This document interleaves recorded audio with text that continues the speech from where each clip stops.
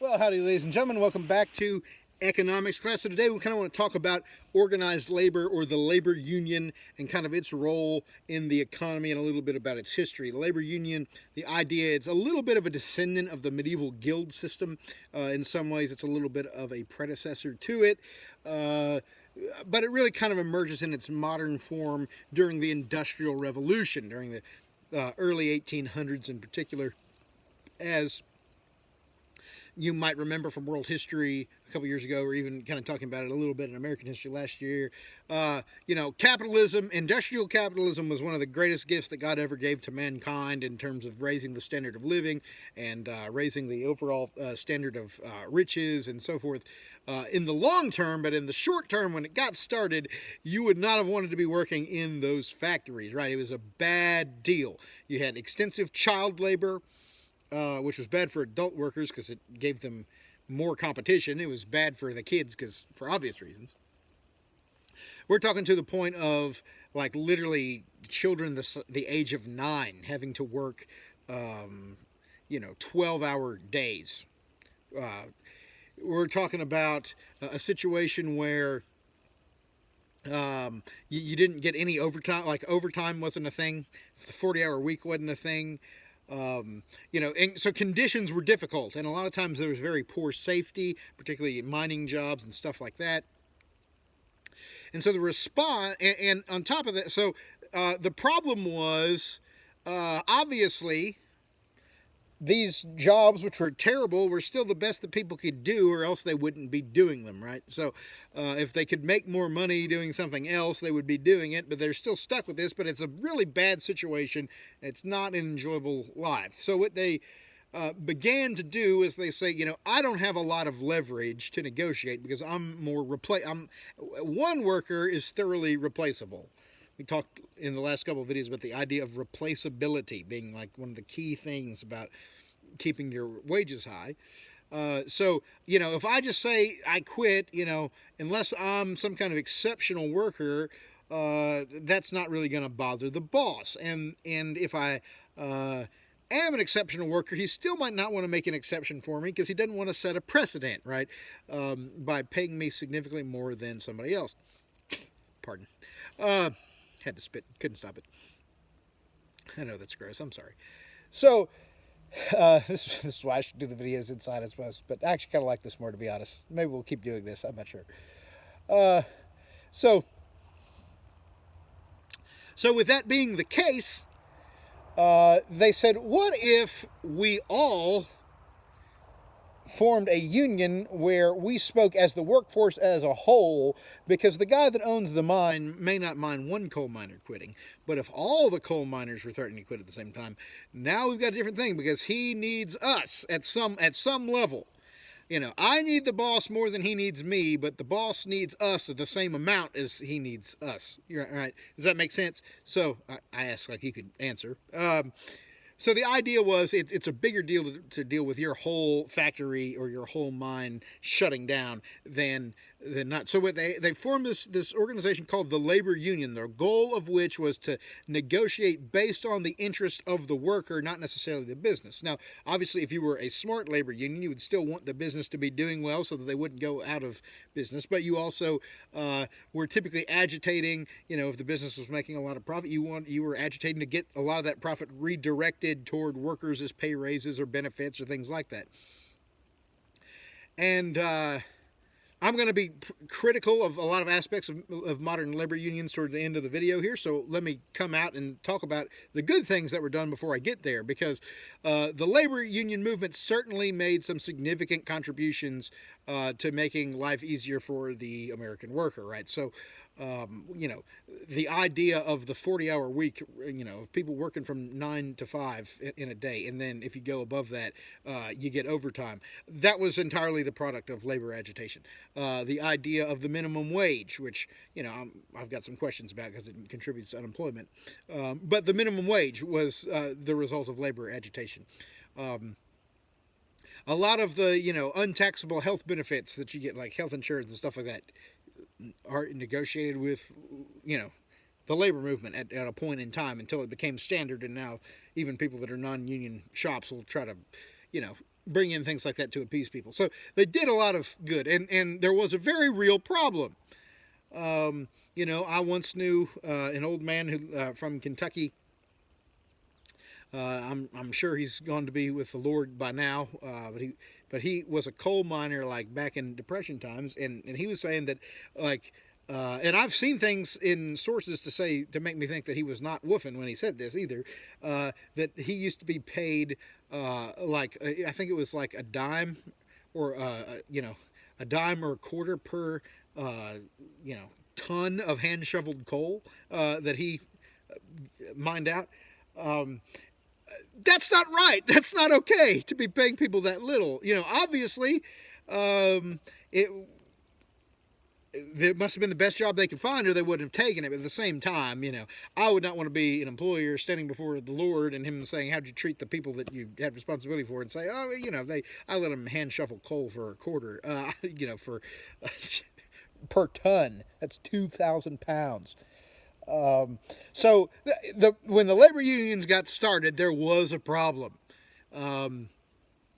Problem is, after they won some of the fights they won, they kind of kept pushing too far. We'll get to that in a minute. So when the labor unions start, things don't go swimmingly. So in the late 1800s, you have a lot, into the early 1900s, you have a lot of outbreaks of violence connected to the labor movement, and it kind of cuts both ways. There were some cases where labor unions, I should say, let me back up and say that the primary method that the union came up with to really bring a leverage point was the idea of the strike, which was the idea that everybody stops working.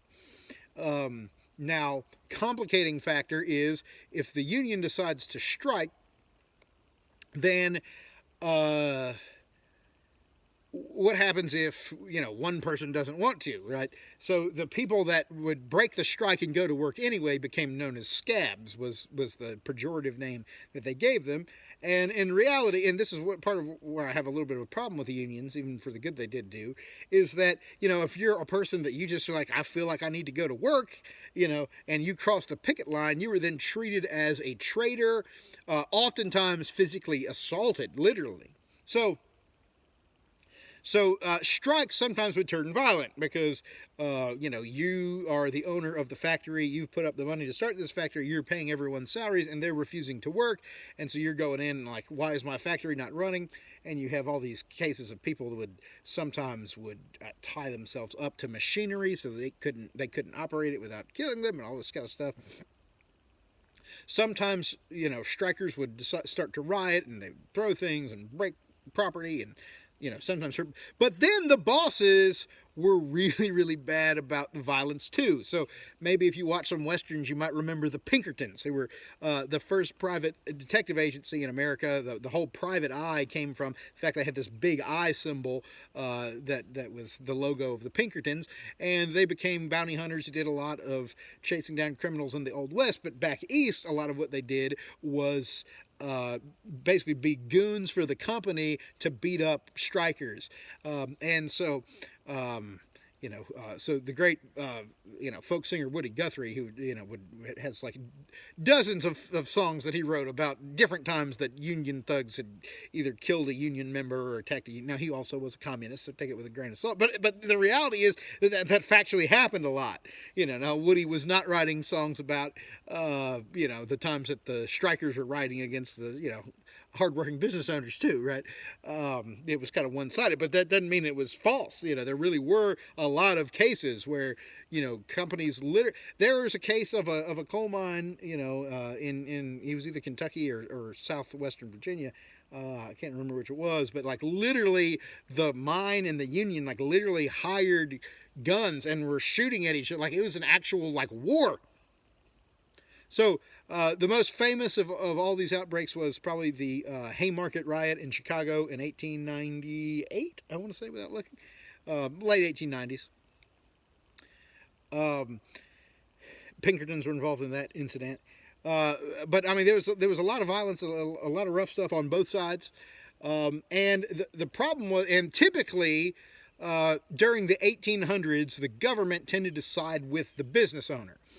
And so you had a pro-ownership approach to labor violence among the 19th century presidents. One of the watershed moments of this is the Pullman car strike, which is where the employees of the Pullman Railroad Company went on strike, which was a big deal because the Pullman Railroad Company was largely responsible for delivering the U.S. mail, and by doing that, it would endanger certain fundamental functions of the United States government. So the president, I want to say it might have been Benjamin Harrison, possibly Cleveland, one of those guys that no one thinks about anymore, unless you're a history teacher like me.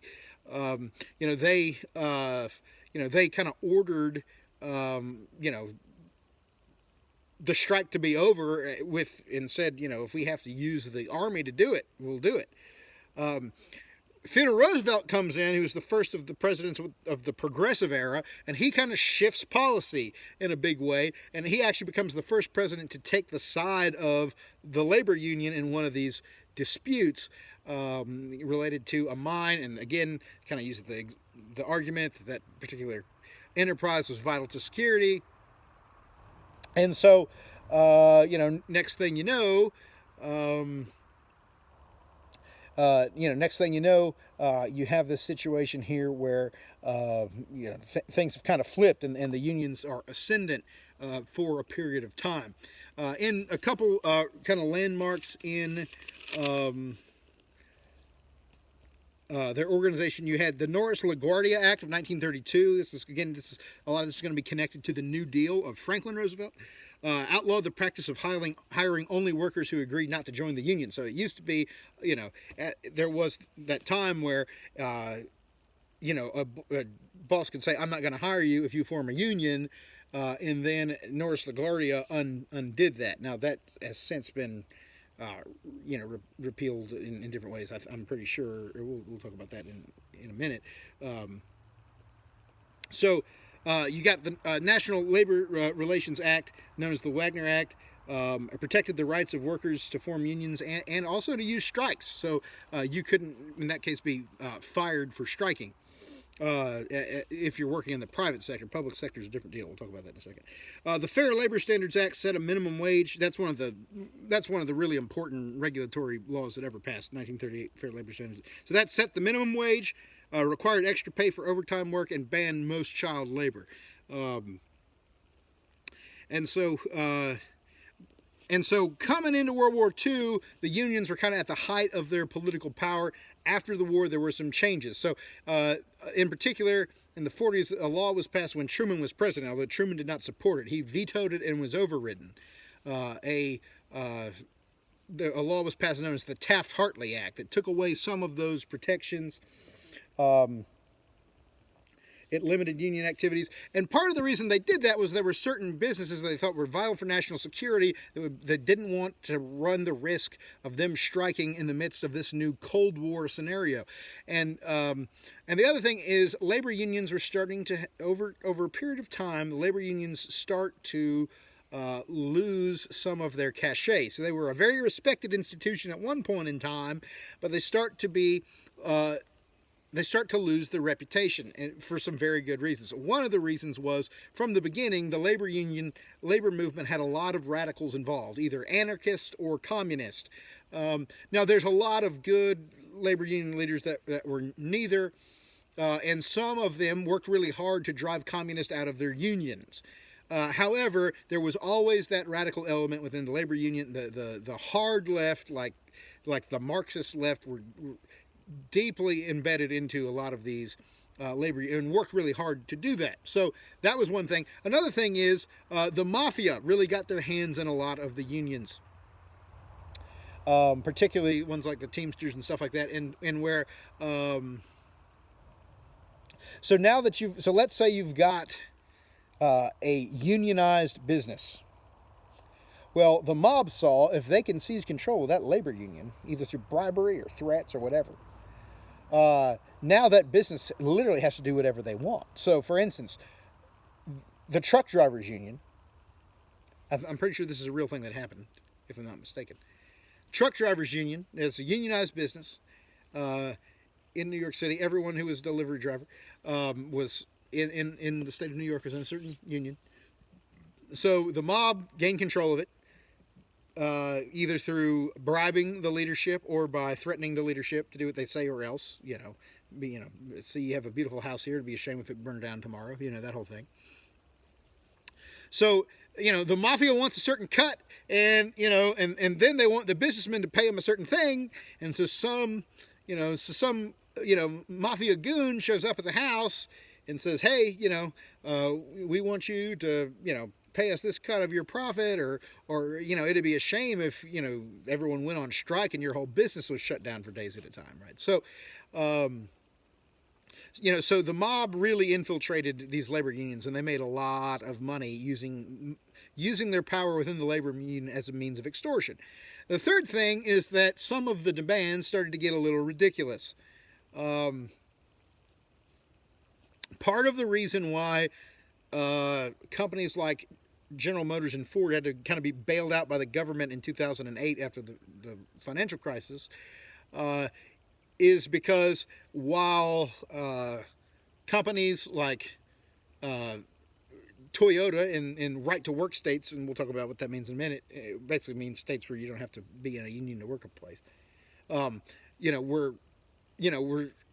starting plants in other places, and they were able to pay their workers still a very good rate, like $35 an hour, and make a great profit. Ford and General Motors, who had years of working with the UAW, or United Auto Workers, going back decades, were having to start at a minimum salary of $46 an hour for assembly line work, then paying really generous pension and retirement plans to previous generation of workers who aren't going anywhere. If someone retired, they literally were paying more salary to retirees than people that are actually exchanging labor to them because of the pension plans and retirement plans that have been negotiated. Which, on one hand, more power to the person that was able to, bargain a good retirement program, but on the other hand, that's not a good situation for the business to be in. That led to labor unions kind of looked at as being bad for efficiency in some arenas.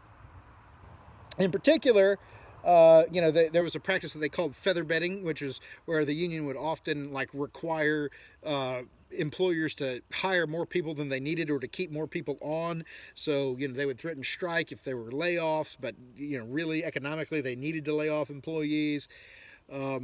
So it became kind of hard sometimes to do business with some of them, and some of their economic decisions became counterproductive.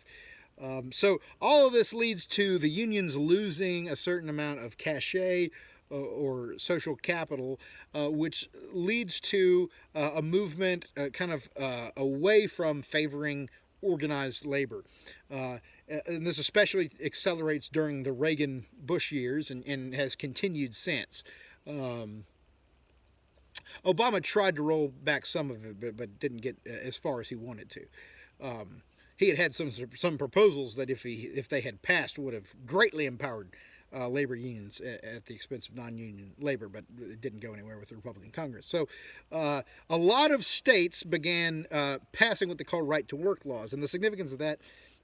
So you had a couple different types of shops, as they would say. You had the closed shop, which is what a lot of the northeastern companies and West Coast companies are like, where you have to be in the union to work. So a closed shop is a business where an employer can only hire members of the union. A union shop is a business where workers are required to join a union within a certain amount of time. Oh, one other thing that turned people against labor unions as well is labor unions typically donated to,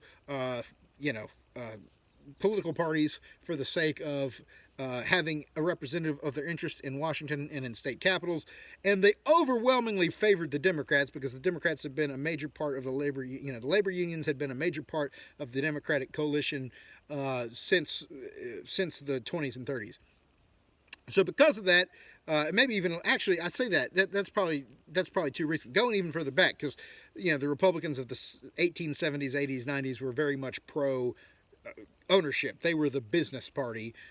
A lot of the working class were Democrats. So because of that, a lot of, especially as the Democrats started to become very socially liberal on cultural issues. You had a lot of kind of people who had been kind of working stiff Democrats that don't like the direction as far as being, pro-choice and anti-traditional marriage and all that sort of stuff, and are sitting there thinking, or even are just fed up with their taxes being so high, and are sitting there thinking, why am I having to pay my union dues? Because you have to pay a mandatory membership fee to be represented by the union. Why do I have to pay my dues to an organization that's then going to fund, political candidates I don't like?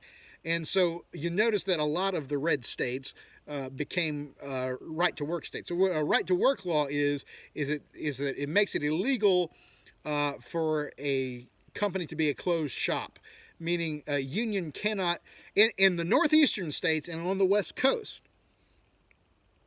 and in several of them, in a lot of the Midwestern states, the northern Midwestern states, if you want a job in an auto plant, you have to join United Auto Workers. And the legal laws and regulations in those states favor the continuation of that arrangement. So, if you're gonna work in a closed shop, you have to join the union. You have to give the union money. In most of the southern states and in most of the western states, other than the coast, that is your Texas, Oklahoma, that west. And that maps very, very closely to the red state, blue state map. Not 100%, but very, very closely. A lot of the states that became red started passing what they call right-to-work laws that said, no, you can't do that. You have the right to decide whether you're going to be a union member or not. And the unions complain about that because they say that creates a free rider problem where everyone's salaries are being based off of union negotiated pay scales, and meanwhile they're freeloading and not paying into the union. So I understand that concern from their perspective, but on the other hand, as someone who would have political interests that would differ than organized labor, I'm kind of sympathetic to the idea of I shouldn't have to join a union if I don't want to. I certainly wouldn't want to be coerced into being a part of a strike that I didn't support. So that's a factor as well. I'm sorry, as I have to. My phone battery's getting low here. So, if you're wondering why I just poked you in the face. So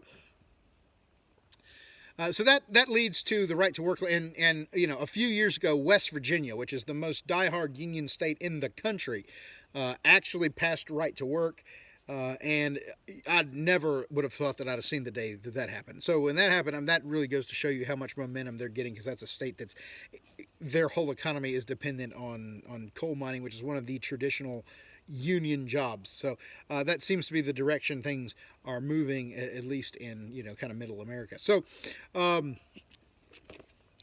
couple things about how laborers actually go about what they do. One thing is collective bargaining is the way businesses and unions negotiate wages and working conditions. So when it comes time for a collective bargaining, some of you might be familiar with this language from sports, because all of the major sports leagues, MLB, NFL, NBA, all have active leagues. The most powerful in sports is probably the NBA.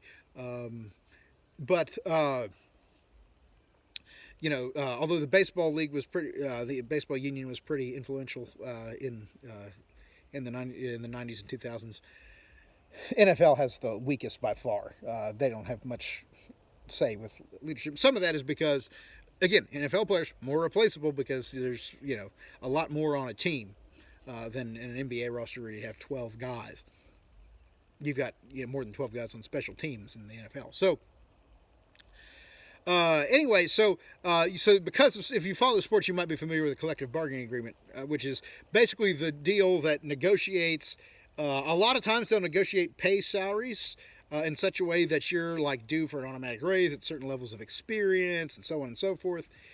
The benefits that you get when you're hired under a certain CBA, and the whole group of the union is going to negotiate with the owner to make that collective bargaining agreement happen. And once a thing has been collectively bargained and the contract is signed, at that point it becomes law, because it can be, the terms of that contract are enforceable. So if since we talked about sports leagues, we'll say it again. So let's say you've got all right, so right now the NBA and the Players Union are negotiating. What are you going to do? Are you going to cut the players' pay in light of the fact that they're going to get fewer games in this year, even if they are able to come back, which they don't know if they will? Well, if they cut the players' pay, and it turns out that they didn't, now I'm sure they have a clause in there that covers their tail in this event, but if they don't, and they try to withhold pay, well, you can bet that they're going to go before the judge, and the court's going to have to judge whether they honored that contract or not. And, so any kind of time where there's a dispute over whether a collectively bargained labor agreement is being honored or not, it has a chance to wind up in court, which is why some of you might be wondering, why exactly was the whole Deflategate thing? Why did that go to court? What does the court care? Well, it has to do with the particulars of the agreement negotiated between the NFL Players Union and the NFL. So, so collective bargaining kind of becomes legally binding. Another important aspect, if it comes to a point where ownership and the union in a union shop can't get to an agreement, a lot of times, or they can't settle a dispute, a lot of times they'll agree to what they call binding arbitration. Binding arbitration is where the two parties agree to submit to an arbiter or a third party who will hear their case and decide a fair compromise resolution between the two, and they have to agree ahead of time that they're going to agree with with whatever the arbiter finds. So if it's a non-binding arbitration, then they could make their decision, and then people would have to accept it.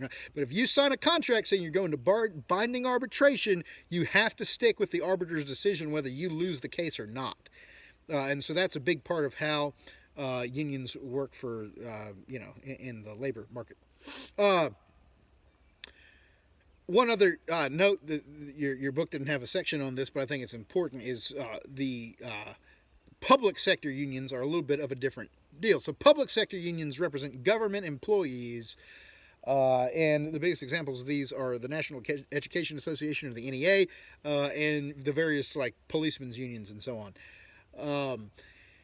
And they are governed by somewhat different sets of labor law than private sector unions, because there's certain central government services that if they strike, well, now the taxpayer has sent their money to the government that's allocated it for a certain job and service to be done, and tax rates were set based on that, and the job's not done if they go on strike.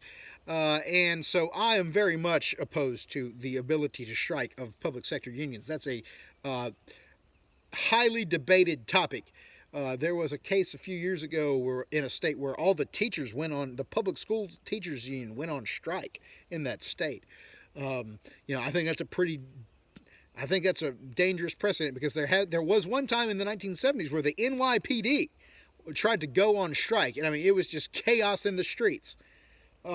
Well, on one hand, it was an effective tactic at one level, but on the other hand, I'm not okay with that. If you're paid by the taxpayer, I don't believe you should be able to strike. But this has been a kind of a controversial topic.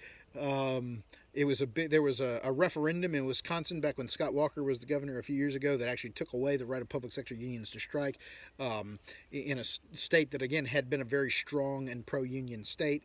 A lot of particularly political liberals still argue for the right to strike for public sector. But sometimes public sector strikes can be dangerous to national security. So, for instance, in New York City, I think this is another one that the mob was involved in. The trash men went on strike, and you couldn't get the garbage out of New York City. Well, if you look at the population density of that city, you just imagine the smell of all the millions of people that live in New York City, and there's no one to haul the trash off. Bad deal. And that's actually dangerous because it's so bad for sanitation. You could have caused a lot of sickness. Also, probably the most notorious attempt at a public sector strike, when President Reagan was in office, and this is one of your thought questions, I believe. When President Reagan was in office, the Air Traffic Controllers Union tried to go on strike. Well, the problem with the Air Traffic Controllers Union is that you can't put a bird in the air without the air traffic controllers, right? I mean, that's just not safe at all. So if the air traffic controllers go on strike, any segment of the economy that's dependent on mobility via airplane is toast. And then, but even more than that, there's a huge national security issue, especially at a time when the Soviets were still a thing. Because you've got to be able to coordinate civilian and military airplanes and all this stuff. So President Reagan just said, you know what? I'm done with this. We're not going to tolerate the thought of this being a possibility in the future. And he signed an executive order firing everyone who went on strike, and just said, get over it. And that flexing of the muscles really was a major shift in the direction away from labor unions being powerful, especially in the public sector. Some state governments and city governments are going bankrupt trying to pay retirement plans for policemen and stuff like that because their unions are so strong. The NEA, the National Education Association, which is the public school teachers union, probably has done more to prevent quality education policy and innovation and new ideas than anyone. And there's a lot of really good innovative ideas in education that shouldn't be a partisan thing, that Republicans and Democrats should be able to work together on, but a lot of Democrats oppose them because they're so dependent on contributions from the teachers union, and the teachers union doesn't want competition for the public schools. So they work really hard against things like tax credits for private school parents and stuff like that. So unionization has had its downsides. Not a huge supporter of the unions in recent years, but at the same time, there's things that we all need to be thankful to the union movement for. I think most people are happy to get time and a half when they have to work overtime. Most people are happy not to have kids working in factories when they're 8 anymore. And stuff like that. So it's been a blessing and a curse. It's kind of been a wild ride if you study the history of unionization and the pros and cons of it. So anyway, y'all have yourselves a good day, and I hope to see you fairly soon. Bye.